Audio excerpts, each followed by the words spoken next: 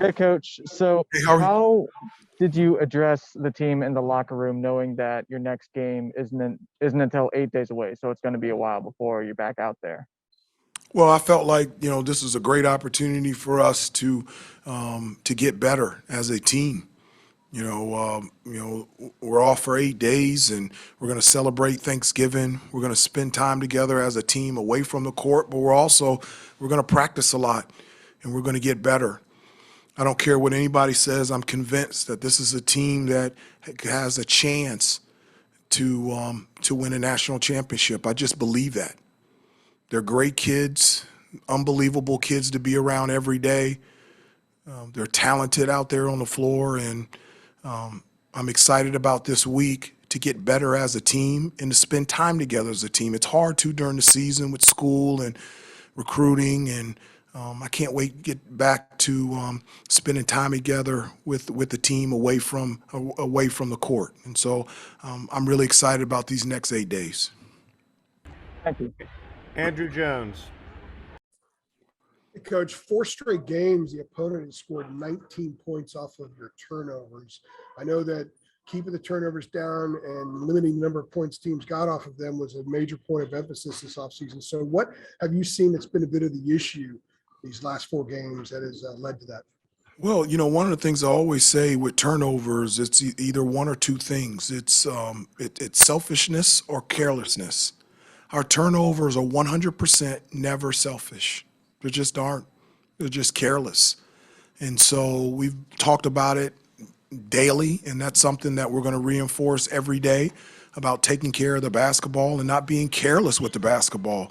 We've gone against teams that have pressured and teams that have pressed, and for whatever reason, carelessly, we passed the ball, and they were able to. UNC Asheville was able to get some deflections and some steals. I'm going to focus on the positive. The positive is that we held them to 26% from the field. Over the weekend against Purdue and Tennessee, from a defensive standpoint, we didn't play defense the way that I felt like we can play defense. And so tonight, to hold a team to 26%, I'm really encouraged by that, and I'm going to focus on the positive. Well, I was going to ask you about defense as well. Both Armando and Brady said that was a major point of emphasis yesterday. And Brady said that he thought that you guys played their quote unquote butts off tonight defensively. Were you pleased with the effort? And do you think that taking defense personally was something you saw a little bit more of tonight? I do. I really do. I think that, when we talked about over the weekend, both Tennessee, and Purdue shot 55% from the field and over 40% from three.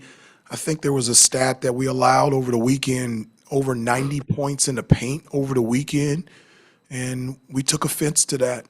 We're a much better defensive team than what we played against Purdue and Tennessee, and there were a lot of frustrated, upset, motivated guys in the locker room, and they responded on the defensive end. I mean, there was a stretch in the first half where I felt like we got 7 stops in a row.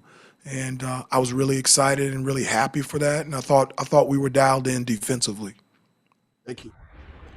C.L. Brown.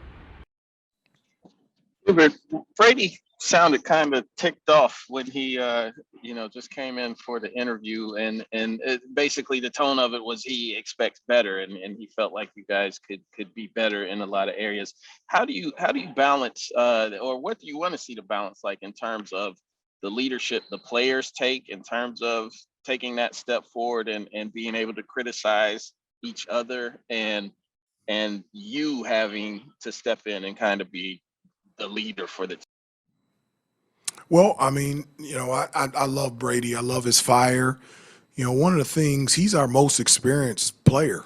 He's played 4 years in a Big 12. He's played in big games, big situations. And so even though he hasn't been here, he has a clear understanding of what it takes to be competitive, what it takes to win and be successful in big games and big situations. And so I love when he speaks up, when he speaks, the team listens. Because of his experience, because of his play, and because of how wise he is out there on the floor. And so I like his fire. I always say this to the guys, that if you're emotional and you show emotions, that's good. If you're emotional and you have emotions out there on the floor, on the bench, in the huddle, I'm 100% for that. That means you care. So you saying that, Brady came in to the interview room hot. That puts a smile on my face. That means he cares, and he's right.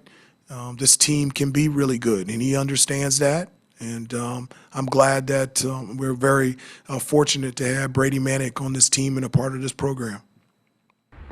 Brendan Marks, go ahead. Hey, Hubert. Yeah, I just wanted to follow up on that as well. You were asked, how you sort of responded and what you told the guys after the weekend. How did you see them sort of intermingling just in general, not just Brady? How did you see them talking to each other, holding each other accountable? And are there any sort of specific instances that you saw translate to the court tonight?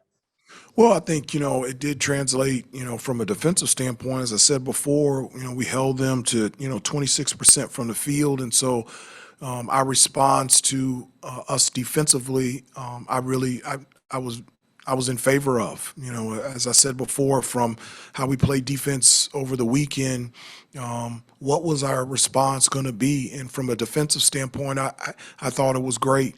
One of the things that I talked to the guys about is what it means to play at this place, what it means to put on this uniform and run out of that tunnel and be a part of this university and this program, and what it means not only to them but to their families, to former players, for this university and for this community. And I was really happy with the response. We didn't play well on the offensive end. You talked about the turnovers. We missed layups and shots that we normally make. But I do like our response. I think for the most part, our guys were stunned. They were stunned after this weekend.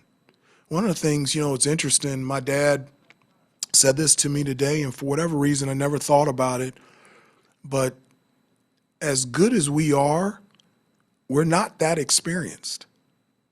RJ and Caleb and Kerwin are only sophomores. Dawson's only a sophomore. Armando's a junior, but he's the last couple years haven't been Carolina basketball. And so, none of our guys have experienced those stories, those memories, those testimonies that I have, Coach May, Coach Frederick, Coach Sullivan, and Coach Lebo. And I think they were a little shocked about what happened this weekend.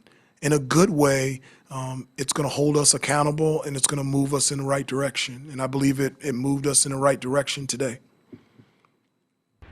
Gregory Hall. Hubert, your team held an early 15-point lead against Loyola and then won by 16. And then tonight you held a 20-point lead early, and then they went on a 23-10 run, and then you guys won by 19. Just what's allowing teams to kind of hang around after you kind of put your push on them early? Yeah, that's a great question. One of the things that we have talked about is sustaining the type of effort that we need to have on both ends of the floor for the entire game. We really haven't put a full 40 minutes together. We've had spots, we've had halves, and in order to have the ability to achieve the things that we want and our goals as a team, we're going to have to put a full game together. And so those are things that, we're continuing to work on. Those are things that will come. It's only game 6. And so very few teams are, if any, are settled right now on game 6, but we're improving, we're getting better. And I like where our team is, and I like where our team is going to be at the end of the year. So you think that's happening, they can't put a full 40 minutes just because of how early it is and still trying to get settled, or why do you think hasn't happened yet? No, I just am not panicking because it's the 6th game. That's the only reason. And so that's the only reason. All right. Thank you, everybody. Thanks, Coach Davis. Caleb is here.